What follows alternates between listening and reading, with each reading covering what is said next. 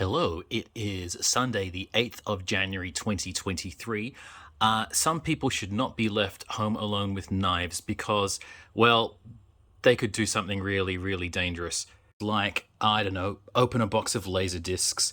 Just to give some context here, I recently discovered an online emporium based in South Australia called Vintage LaserDiscs, and they deal in vintage laserdiscs for pretty reasonable prices. Actually, I believe they're most of the laserdiscs that are offered are Japanese, but yeah, they're priced quite reasonably. So I'm afraid I did splurge a little bit.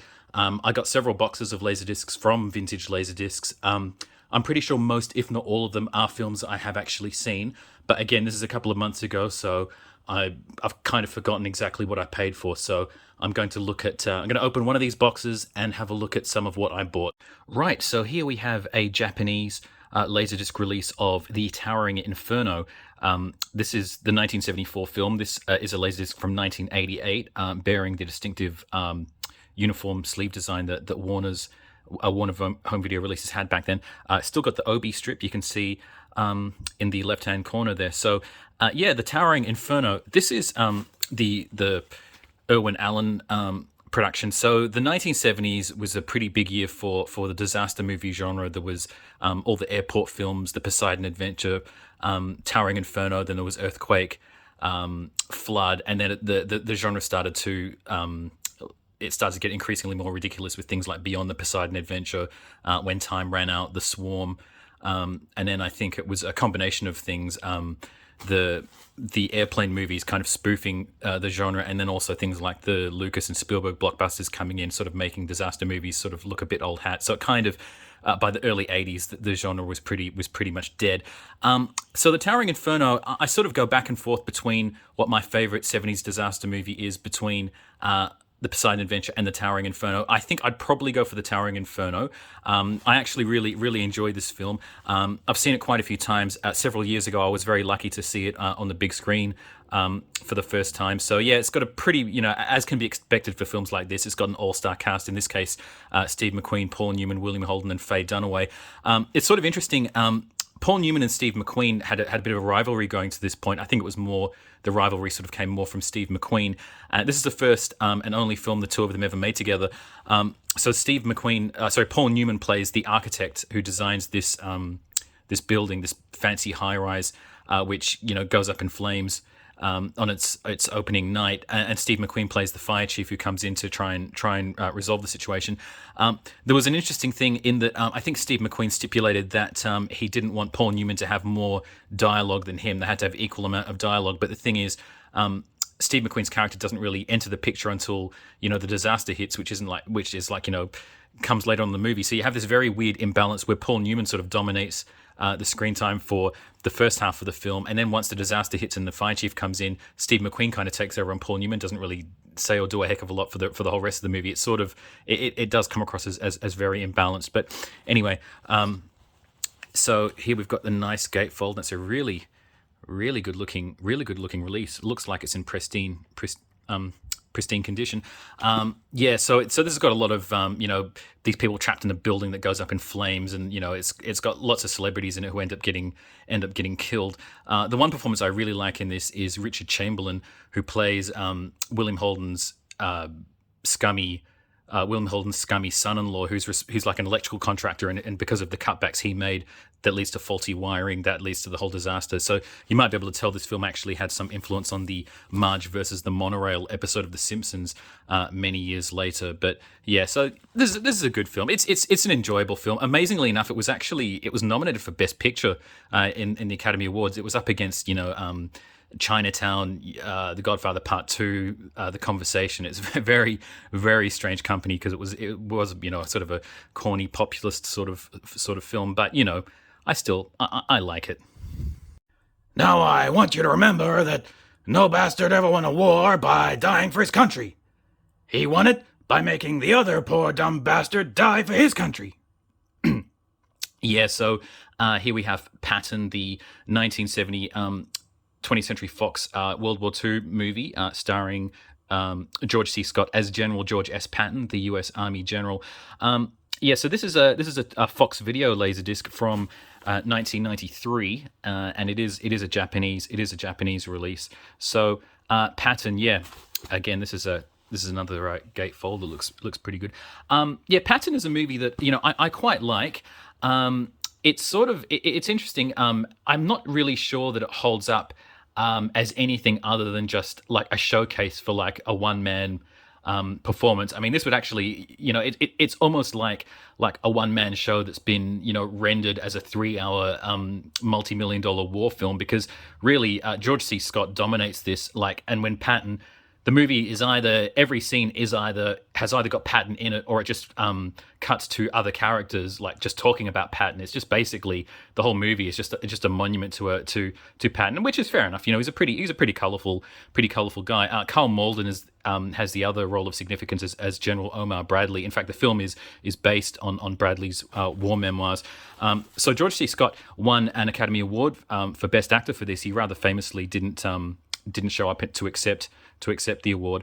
There are a lot of good things about this movie. It was directed by Franklin J. Schaffner, who's got some really good credits. He directed Planet of the Apes, the original Planet of the Apes, and he directed Papillon. So he's got some. Those are all really, really good films. It's got a really good music score by Jerry Goldsmith, who's one of the greatest film composers ever. Very evocative, lots of like trumpets, like echoed trumpets to sort of connote. Patton's belief in reincarnation, with all to do with like the ancient Rome and everything. So this is I'm glad to have this. It was rather infamously Richard Nixon loved this film. Apparently he would like sort of make other people watch it with him, and I know Oliver Stone has actually claimed that this movie inspired Nixon to bomb Cambodia. Whether that's that can be verified or that's just Oliver Stone speculation, I don't know. The other interesting thing about this movie is the screenplay was co-written by Francis Ford Coppola. So the movie came out in 1970, and the Academy Awards were being handed out when Coppola was working on The Godfather, and quite famously, Paramount Pictures, who was financing The Godfather, they were not sure about Coppola, and they were thinking of firing him. Then the Academy Awards came around, and when Coppola won an Academy Award for Best Screenplay for Patton, that sort of helped convince Paramount that maybe Coppola was knew what he was doing and he was worth keeping on, and so they didn't fire him from The Godfather, fortunately. So maybe in a weird way, maybe we can thank General George S. Patton for Vito Corleone. So the film, it's well worth watching. Not so much for the European battlefields, the war scenes, which are pretty good, but more just as a showcase for George C. Scott playing a flamboyant, cantankerous arsehole army general. Interestingly, this sleeve appears to use the poster from the UK. The original UK poster for the film, because you can see it's subtitled Patton Lust for Glory, which is how the movie was marketed in the UK upon its original release, but it was simply Patton in America and in most other English-speaking territories, and probably non-English-speaking territories too, I would think. George C. Scott actually reprised the role of George S. Patton in the 1986 television movie The Last Days of Patton, which I have seen. I do have it on DVD, although it's not a very good transfer. It looks very much like a grainy VHS rip. And the movie itself, to be honest, isn't really all that good. But it's worth watching, because George C. Scott is always worth watching. Here's another Warner Home Video release. This is Heaven's Gate, the 1980 movie written and directed by Michael Cimino. This is a 1989 laserdisc, Japanese laserdisc from Warner Home Video. Okay, so Heaven's Gate. This is one of the most infamous movies ever made. So Michael Cimino, he'd just come off winning an Academy Award for The Deer Hunter in 1978. And this was the next movie that he did after that. It was one that he'd been wanting to make for a while, sort of revisionist Western about the wars, cattle baron wars in America. So the film, it ran horrendously over schedule, horrendously over budget. There were all sorts of reports about Cimino's megalomaniacal behavior on set. The movie was quite long when it was released. It didn't go down well with the critics, and then it was like ruthlessly re-edited, and it was just a massive, massive box office bomb. It pretty much it practically ruined United Artists Studio. So this is like quite famously the movie that, if it didn't destroy a studio, it damn near did destroy it. And it really it was critically quite low. I mean, I think a lot of critics were they had their knives out for Cimino after the Deer Hunter. So I mean, this movie, I mean, Cimino, he did make some good films after this, but he never really recovered. So the movie itself, it underwent something of a reevaluation in the 1980s when Cimino's original cut ended up getting played on cable channels, and I think some people sort of looked at it and thought that maybe there was more to this movie than they had thought, and it's actually it's been released on DVD. It's got a pretty prestigious Criterion Blu-ray release, and it's kind of, I don't think it even qualifies as a hot take anymore. I think it's quite common to find people that really like Heaven's Gate, and I'm one of those people. I've watched Heaven's Gate a few times, and I really like it. It's not entirely successful at what it tries to do, and the film is probably too long. It probably did need to be. It probably needed some trimming here and there, but it's really ambitious, and it's quite I think it deserved better than it got, and I think time has been kind to it, and I think it holds up really well as a movie. It's got a really good cast. You've got Chris Christopherson, Christopher Walken, John Hurt, Sam Waterston, Brad Dourif, Isabelle Huppert, Jeff Bridges. It's just a really good cast. It's a really interesting film. I think if you're sort of interested in cinema, if you're interested in the history of film, I think you have to watch Heaven's Gate at least once and sort of make up your own mind. And I'm quite happy to have this release, because this is just there's the Obi strip, of course, and it's just a really nice looking release. It is a very self-indulgent film in many respects. I mean, it has scenes that just go on forever. I mean, there's an opening sequence. It's a graduation speech at Harvard that is sort of peripheral to the story, but it just goes on for a while. And then the climactic battle sequence where you have the mercenaries that are employed by the cattle barons to sort of slaughter the immigrants. It like the battle sequence feels like a movie in itself. It feels like it goes on for about 90 minutes, but it's kind of. It's still fascinating in its way. Steven Soderbergh, of all people, actually, he did an unofficial re-edit of this movie, which I think he posted online. I don't know if it's still up, but I think the best way to experience this movie is to just see the most complete version possible. However many hours it is, just to sort of grasp the extent of Michael Cimino's mad genius. Here's another Warner Home Video. So this is the 1982 movie Firefox, directed by and starring Clint Eastwood. This is a Warner Home Video Japanese laserdisc from 1983.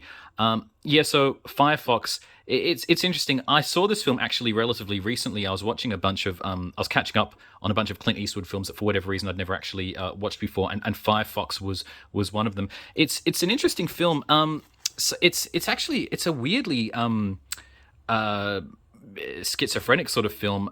So Clint Eastwood plays a US pilot who has to go undercover in the Soviet Union to steal a high-tech Soviet plane. So the first half of the movie is very cagey. It's like Clint Eastwood going behind the Iron Curtain and sort of evading the KGB and sort of making contact with dissidents and stuff. It's it's like an espionage film. It feels it's kind of like John le Carre sort of stuff, and you've got all these like great British actors in it. You've got Ronald Lacey, Warren Clark, Kenneth Colley, Nigel Hawthorne. It's kind of like a espionage spy thriller sort of movie. And then once Clint gets the plane and flies out of there and the Soviets are pursuing him, it just turns into like a sort of a sub Star Wars kind of aerial dogfight, zip zap, shoot 'em out action movie. So it's like the I don't know, the film just kind of it just sort of it just sort of turns weird. It just becomes much more sort of like just rah in the second half. But it's okay. It's an all right movie. It's not great, but it's It's worth watching. I think there's Clint in Soviet disguise there, and there's the plane. This film's a personal favorite of mine. This is the 1965 biblical film, The Greatest Story Ever Told, that was produced and directed by George Stevens. The life of Christ in this in this film, played by Max von Sydow. So yeah, this is another Warner Home Video release. This one's from 1990.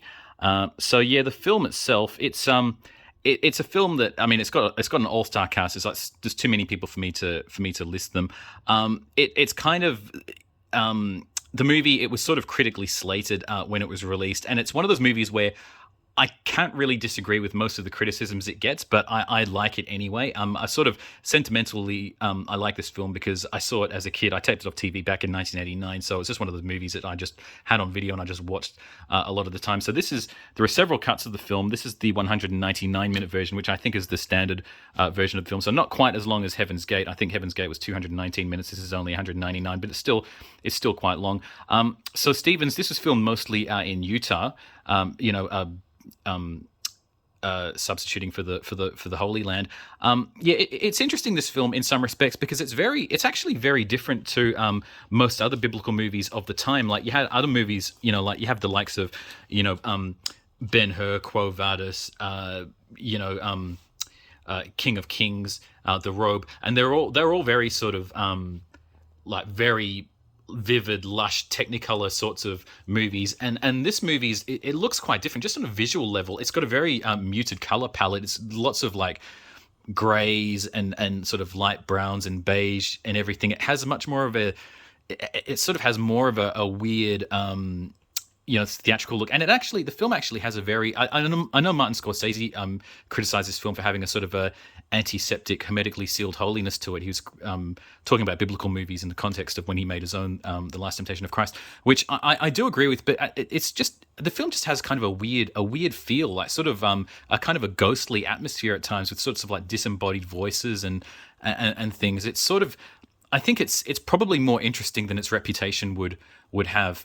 But yeah, I'm quite happy to have this. It's a very nice looking release. I mean, all these Japanese releases just look great, especially the Warner ones, which most of these so far are. There is, of course, the film does have that infamous John Wayne cameo as the centurion supervising Christ's crucifixion, and he has like one line in the movie, and it's actually it's really bad. It's a laugh out loud moment where there really shouldn't be one, but yeah, one of many flaws that this film has, but I'll still go to bat for it. I still like The Greatest Story Ever Told. Oliver Stone's JFK, the 1991 political mystery thriller. This is a 1992 Japanese laserdisc from Warner Home Video. You can see the Obi strip there. They're actually quoting the film's box office numbers, I think. So yeah, I'll just get rid of that. So JFK, this is an interesting film. It's one of those films that, like, my thoughts about this film has sort of wildly fluctuated over the years. So when this movie was released in 1991, I was 9-10 years old, and I was kind of a budding conspiracy theorist in some respects. Like, I was totally taken in by all the hoopla surrounding the assassination of John F. Kennedy, because this movie and then the impending 30th anniversary of the assassination, which of course happened in the assassination was 1963. So in the early 90s, it was such a huge topic. And I was, I really got heavily invested in JFK, the magic bullet, the Warren Commission, Lee Harvey Oswald, Jack Ruby, the CIA, the mafia, the Cubans, the Teamsters, Clay Shaw, David Ferry, all of all of everything that Oliver Stone, and it's like there are so many theories surrounding the murder of John F. Kennedy, and like it's like Oliver Stone just like threw as many of them as possible into this and constructed this very elaborate narrative centering on the New Orleans district attorney Jim Garrison, played by Kevin Costner, investigating the murder. So these days, I'm not quite as willing to believe the crazy, a lot of the fanciful stuff in this movie. So it's a movie that I still admire it very much as an exercise in film. Like it's the editing is spectacular. It's very cagey. It's very suspenseful and atmospheric. Just as filmmaking craft, it is a superb movie. Ideologically, narratively, I don't think it holds up very well at all. But it's good agitprop. It's reasonably enthralling cinema. It's just as a historical document or anything approaching a historical document. I just don't feel I'm not as well disposed towards this film as I used to be. Anyway, so this is a Japanese release, and it's got some interesting things inside. So we'll just have a look. So first of all, we've got the gatefold design, of course. With it's another thing about this movie is just it's got such a spectacular cast. So I guess we've got it's all in Japanese, so I have no idea what it says. Got something here about John F. Kennedy. Oh, something written by John F. Kennedy. It's like a facsimile of a speech or something. Yep. I think that's just a general instruction for how to work a LaserDisc. I might actually need that someday. And here we've just got it's just like reproductions of newspaper articles, I think. So yeah, this is a pretty interesting release. Yeah. So now I'll just get rid of this, put it back into the left. This is a 1988 Japanese Laserdisc from Warner Home Video for Joe Dante's Inner Space, the 1987 science fiction adventure comedy film. That's actually, I don't think I've ever actually seen that poster before. It's a very unique design. So anyway, I'm a huge Joe Dante fan. He is one of my favorite filmmakers. He's one of my just as a film buff as well as a film director, he's just one of my idols. And Inner Space is a really good film. It's very enjoyable. It's very sort of madcap zany, and it's full of all of the characteristic touches that you would expect in a Joe Dante movie if you're familiar with Dante's output. So Dante, he had a sort of a low key success in 1978 with Piranha. Then he did The Howling in 1981, which was a pretty big hit. And then after that, he did Gremlins. Well, he co-directed a segment in Twilight Zone, the movie, in 1983, but he did Gremlins in 1984, which was a massive hit. His next film after that, Explorers, in 1985, was a bit of a flop, and then he did Inner Space. So, like a lot of Dante movies, it's not it's not like a huge blockbusting, film. Like I think this is a film that might have actually fallen off the radar a little bit, but it's still it's hugely enjoyable. Great cast.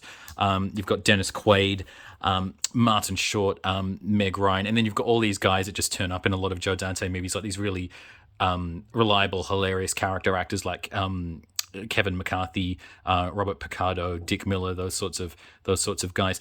So in this movie, Dennis Quaid plays a test pilot who has this sort of through I won't go into it, but he ends up getting shrunk and inside the body of Martin Short, and then you've got all these like rogue bad guys that are out to get him. It's just there's just a lot of great like physical comedy, mostly from Martin Short, who's really good in this film. So we'll just have a look, and we've got this is a really good release. I like that design there. So yeah, this is very happy to have this. This is one of my sort of like low key favorite 1980s films. This is the 1987 Japanese Warner Home Video Laserdisc release of A Star Is Born. Okay, so there are a lot of versions of A Star Is Born. There was the 1937 version with Janet Gaynor and Frederick March. There was a 1954 version with Judy Garland and James Mason. The 1976 version with Barbra Streisand and Chris Christopherson, and most recently the 2018 version with Lady Gaga and Bradley Cooper. So this is the 1954 version of A Star Is Born with Judy Garland and James Mason, directed by George Cukor. This is actually the only version of A Star Is Born that I've actually ever watched. I've got all the other ones on DVD, but the 1954 version is the only one I've watched so far. I will get onto the other ones eventually. So yeah, this is a really good film. James Mason is one of my favorite actors. I think I've mentioned that before. He's great. Judy Garland is really good in this. The film, it sort of has a bit of a complicated legacy. So it was the original version was, I think, 182 minutes, and then the studio decided to sort of cut some numbers out of it and sort of reduce the length of the film to 154 minutes. So that's the version that went into general release, and it really stung George Cukor that they had edited the movie. The movie was actually it made quite a bit of money, but because it was so expensive, it didn't really generate a profit for the studio. And then many years later, there was a move to restore the film to its original length that Ronald Haver, a very good film preservationist, he was in charge of. So they restored the film to 178 minutes. So it wasn't quite as long as the original cut, but it was very close to it. And that was unfortunately there was going to be a special screening of the restored version of the film, and George Cukor died literally the night before the screening of the restored version, which is pretty, it's kind of heartbreaking. But the other sad thing about this movie is that it's there are a lot of occasions when the Academy Awards are perceived to have sort of got it wrong. Judy Garland, she probably deserved an Academy Award for this. Unfortunately, she lost to Grace Kelly for The Country Girl, and it kind of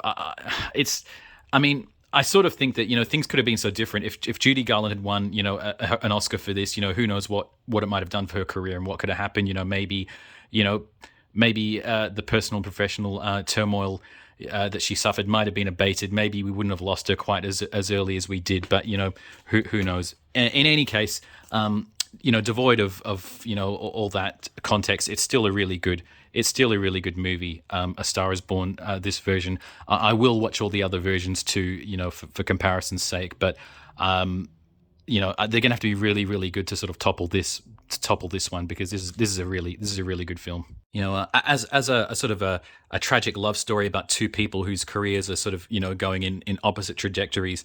It's a story that it's not just all the multiple versions of A Star Is Born. There are many other films that have that same trope, but this is one of the best of them.